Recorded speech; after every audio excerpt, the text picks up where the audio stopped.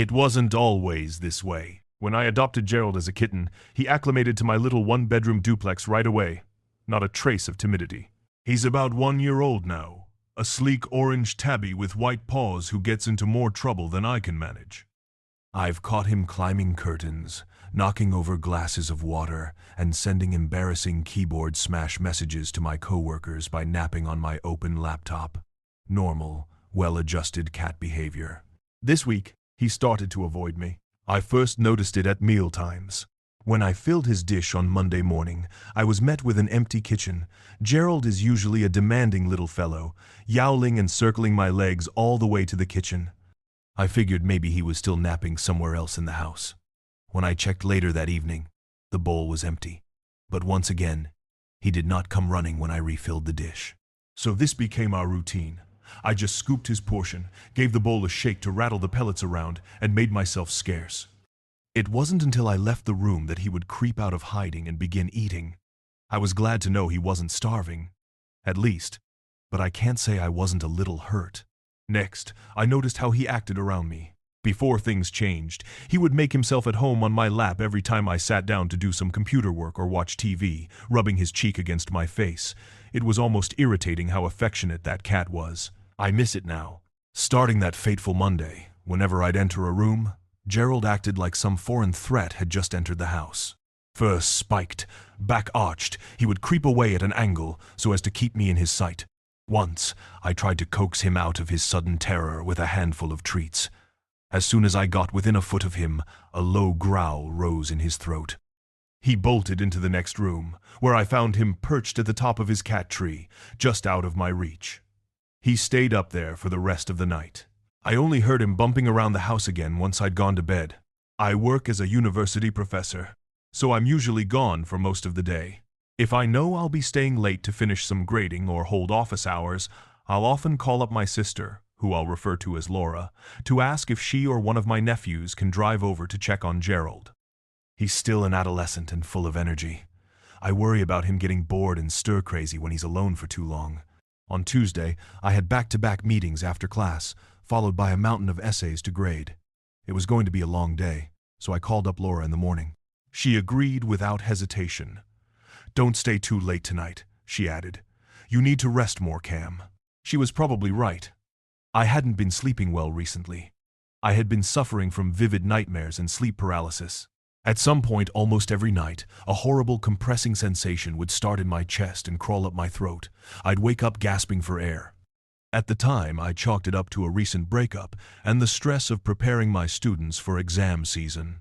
I was about to hang up when I remembered how strange Gerald had been acting. "By the way, Gerald's been kinda skittish recently," I added as I locked up the house and got into my car. "Don't be offended if he doesn't come out right away. Anyway, spare keys in the usual place. Let yourself in." I thanked her again and headed to work. Later that evening, just as I was leaving my last meeting, I noticed a new voicemail. It was from Laura. She sounded chipper as always, but I could tell she was choosing her words very carefully. "I know, my sister." Something was off. "Hey, Cammy. Just calling to say that the kitty's doing fine. Me and the boys stopped by after school to play with him. He's such a joy. I wanted to ask something. Did you happen to stop by the house before your meetings today?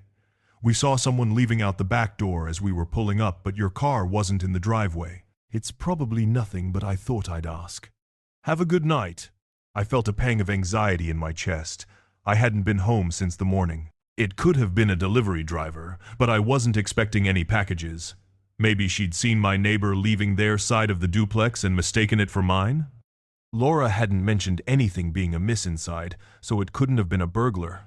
I tried to convince myself of this, but the tension didn't leave my shoulders as I finished out the day and drove home. When I pulled into my driveway, all the lights were on inside. The kids probably forgot to turn them off when they left, I thought. I was still on edge. I crept up to the door slowly, listening for activity on the other side. I didn't hear anything at all. The quiet did nothing to comfort me. Usually Gerald would hear the rumble of my car and rush to the door or window to greet me on my way in. I was reaching for my keys when I heard it. A rattling. Good, I thought at first. Gerald is eating something. But it was too purposeful to be a cat pushing pellets around. It was gentle, precise, a light, shake, shake, followed by silence. Then it would repeat. Someone was rattling my cat's food dish. As quietly as I could manage, I put my keys down and crept over to the kitchen window. The curtains obscured most of my view, but through the sliver in between, I could see a person standing there on the tiles, mostly turned away. As I suspected, they were hunched forward, holding out the metal cat dish and gently shaking it too as to coax the cat out of hiding. Gerald was huddled in the corner of the kitchen, frozen in place. The stranger was barefoot, with long matted hair that hung down their back in tangled clumps. Then I noticed what they were wearing. They had on nondescript gray sweatpants, the kind I only wear when I have nowhere else to be. At first glance, their shirt was just a plain purple tee, but reading the bold white text on the back, my stomach dropped. It was my last name. That was my game shirt from last year's staff kickball tournament. The stranger in my kitchen was wearing my clothes. I sank down beneath the windowsill and dialed 911. I ran back to my car, locking myself inside as I waited for the operator to pick up. 911! What's your emergency? The woman on the line answered. There's someone in my house. I whispered, my throat closing up. Looking back, I should have thought to drive away at that point. But the truth is, I was more terrified for Gerald than myself. My cat was stuck in there with whoever was inside, and I had no idea what their intentions were. Ma'am, can you speak up? I managed to get my breathing under control. There's a stranger in my house, I said, keeping my voice low. Someone broke in. I stayed on the line for a few more minutes to give my address. As the responder took down my information, I saw the back door swing open. The stranger stepped down the wooden stairs slowly.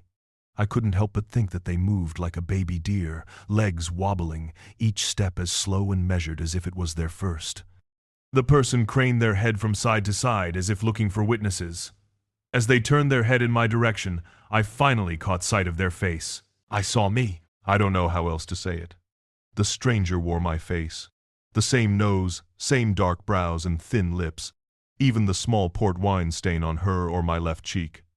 The woman's eyes were wider and shinier than mine, though, holding a blank, inscrutable expression I have only seen on prey animals or very young infants. For a split moment, I think I felt something like pity for this wretched creature. She looked so lost, and yet so viscerally, evolutionarily wrong. She opened her mouth as she saw me. She made a noise, something between a cry and a shout, a half-formed word meant for me. As she wailed, black bile dribbled down her chin. I don't know what came over me then. Perhaps some survival instinct or panic response. All I can remember thinking is that this thing was not human and that it needed to get as far away from me as possible. I slammed the horn, screaming at her the way one yells at a bear to spook it from a campsite. I turned on the engine, revving it as loud as I could. The woman who wore my face turned and scampered from my backyard like a spurned animal, clambering over the chain-link fence and disappearing into the darkness. After I was sure she had gone, I went inside to check on Gerald.